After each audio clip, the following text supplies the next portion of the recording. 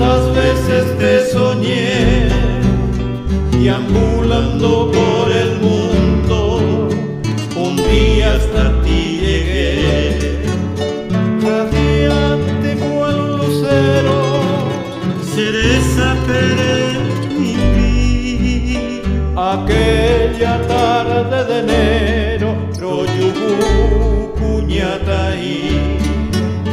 Mas tus ojos traicioneros fueron brujos de mi mar, Me tuvieron prisionero en la red de su mirar. hechiceros de mis penas y alicienten mi sufrir. Me oprimen con su cadena y no me dejan partir.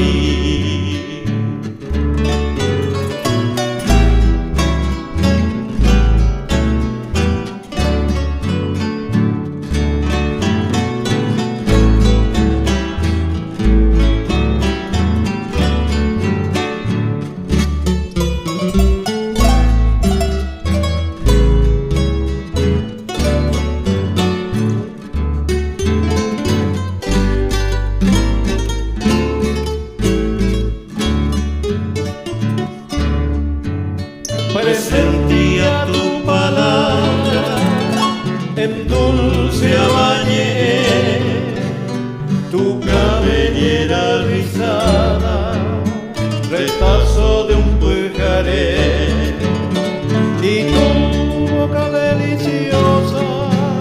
Asimismo imaginé Cual capullito de rosa, rico panal de